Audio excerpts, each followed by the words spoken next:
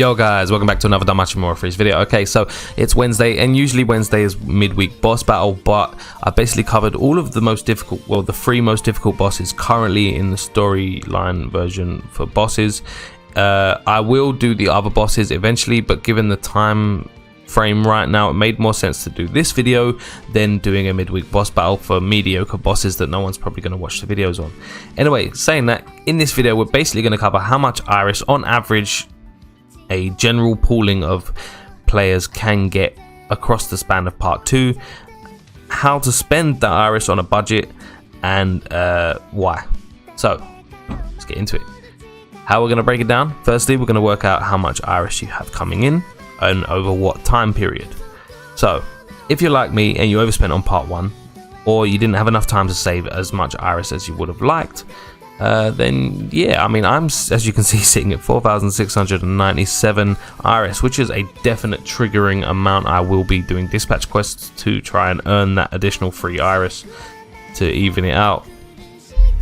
But if we look, okay, so we'll go over the time frame first. Now, I don't have a screenshot or anything on me, but I have received information to say that we have well, in real life time, 5 weeks until part 3 starts. Part 3 is speculated to start on the 13th of next month, which gives us 5 weeks IRL, but given the weekly resets happen on a Thursday, that midweek cuts off on 2 parts there, so we actually only have 4 weeks worth of passive iris income to work with, because we're not including the current wargame iris that we just collected. So what else do we have to get within that 4 weeks? Firstly, we're going to look at the login bonus. Now, I'll have the calculations along the side or somewhere on the screen mid editing. I'm not going to bother to try and vocalize it now, because then people will know I'm bad at math. Anyway, so with this login bonus, you'll get 1,000 iris across 3 weeks. Now, keep in mind, if you're trying to budget here, you're going to have to play for the long game, which means, yes, you'll need to hold on to this 1,000 iris login bonus and not be stupid and spend it whenever you want. Secondly, if I can just deactivate this, we have up to 240 iris from 7th zone. Now, this is speculated. It does say get up to 240 iris, but given that it's being categorized with the normal difficulty, I'm gonna assume that it's not being made too difficult and that everyone can, if they put in a little bit of work, get the full 240 iris. So we'll add that to the total pool as well. And then finally, on this update coming, we get the additional 100 iris from equipment ascension. All calculations should still be on the screen if I'm doing my editing correctly. Now let's go back to the game. Now, given that we have until the 13th, that gives us 4 weekly resets to work with. Across that period, we should have at least 2 record busters and 2 war games that will give us our iris income.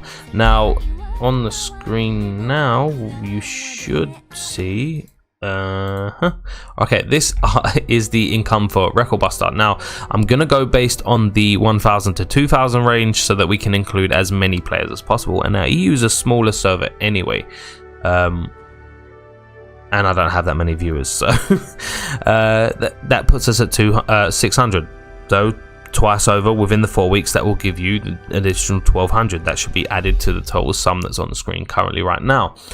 Now, if we include wargame on that, now if you have a working wargame team at all, it should not be that difficult to at least get to King 1.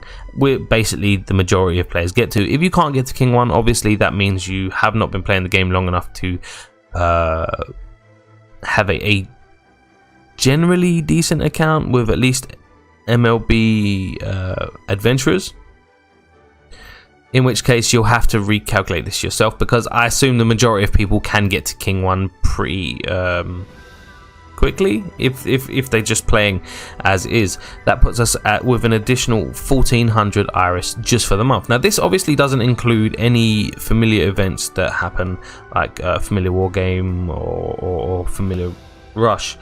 Now, I'm not going to include that because obviously there are players that aren't in familiar, and you know, given all of that, it wouldn't count as passive income because it would be active income. Anyway, so put all of that together. Okay, now including the 20 iris a day that you get for, you get 10 for participating in Wargame or Record Buster, and then you get 10 for completing your individual dailies across the, we'll say 28 days for the 4 weeks. That will give you an additional 560 iris, putting the total sum for the 4 weeks of passive iris income at 4,500, which is basically 11 multis. So 11 multis with 100 left over. This doesn't include if you have Sears lunchbox or anything like that, but I'm assuming that the majority of people are free to play and don't purchase the lunchbox anyway. So if you're sitting like me at about 4,500, we're going to say 4,500 iris, within these 4 weeks you'll earn at least if you participate in everything and log in every day, you'll earn an additional 4,500 iris. That puts you firmly at 9,000 iris. Now we move on to the next part, which is where to spend the iris. Okay, so now we're over here, we're going to look at the banners to start off with, because where you spend your iris should be broken down as to what your account needs. Now, if you already have a working wargame team, wargame teams do not change dramatically if you're the average player. If you're the average player, you should be able to get a working wargame team and then just work your way to King 1 pretty much without any problems. Boom, there you go. That's your easy 700 iris. If you do have a working wargame team, then I recommend focusing on this banner, because this banner has primarily Record Buster units. I'm not going to go over what the units do, that's a different video. However, these units, especially the Asfi, are, well, I say especially the Asfi specifically because of what she does it by increasing the damage of single target damage, will be useful for basically every Record Buster. So if you have a already working, functioning, can get to King 1 wargame team, this is the banner for you. Okay, we'll go over how much to spend after, but this is the logic on how I break down what you should focus on.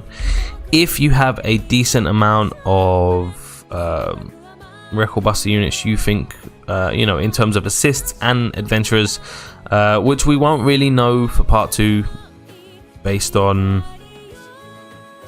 because we don't have the information for Record Buster yet. We know it's Finn, but we don't know what element weakness is going to be. I can pretty much guarantee it's going to be weak to wind, which, because Eyes is wind, but it's whether they want to include any of the units from part 1 as being strong in this Record Buster or not.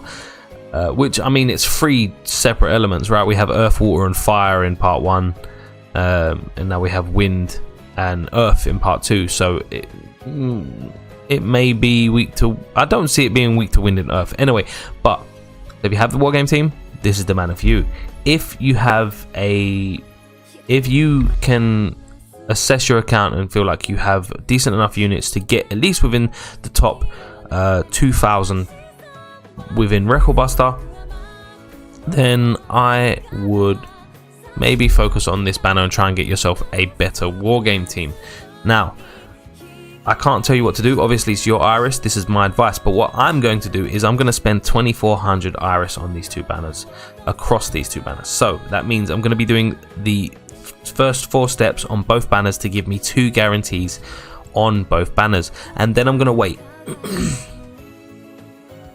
Because obviously there will be time between part 2 and part 3 where we find out what the part 3 units are and whether it's worth investing more in the part 2 banners than the part 3. It gives you a little bit of a safety net, so you don't have to overspend on part 2 and then find out that part 3 has got these amazing units that you now have no way of saving for. So I'm going to do the first 4 steps, which is going to be a nice safe 2,400 iris, and then I'm going to wait to see what part 3 brings. Now, in saying that, that will also mean I will have to wait until the very end of part 2 to decide who I'm going to be, what bonds I will be getting from the heroic trials. Assists are usually the safer way to go because star bonds for assists cost 50% more than star bonds for adventurer. So if you want value for what you're spending, then assist bonds are usually the best way to go for heroic trials. But if you don't get the assist, there's no point. So the safest route for me, this is just how I'm going, and I advise if you want to do something similar and just be safe with your iris, this is probably how I feel is the safest way to do it. Is I'm going to do the first 4 steps of both banners and then wait until I find out what's happening in part 3. I will obviously do the heroic trials, but I will hold on to the currency and then exchange the bond at the end based on the current units that I have, because there's no point doing the heroic trial and getting the bond for the unit and then coming to the end of part 2 and realizing, oh crap, I need to summon on this banner more, and then ending up with wasteful bonds, because it's not always worth to trade out for dope, you know. I mean, it is if you've already MLB'd the unit, but if you could have got an extra bond for another unit, you know, it seems more wasteful. So that's the logic behind what I'm gonna do. I hope you managed to follow along with that. I did ramble kind of a little bit. So essentially that will take us up to near the end of part 2, and then I will probably decide on whether I'm going to summon more on whichever banner or both banners. But given the calculations, I should have over 9,000 iris, and then I should be able to do at least 10 steps on 2 banners for part 3, given the amount of passive iris you can gain from part 3, because it will probably last at least another 4 weeks, which will give me, at least based on Wargame and Record Buster, another 2600, etc. You know, and it carries on going. So we should be within the safe zone if you follow my advice. I hope you find this helpful if you are tight on iris like I am right now and you were silly or you couldn't save. If you did, make sure to drop a like, subscribe if you're not, make sure to follow me on any of the social media links in the description. Genuinely guys, I hope this helped and I didn't ramble too much and you did follow along. But anyway guys,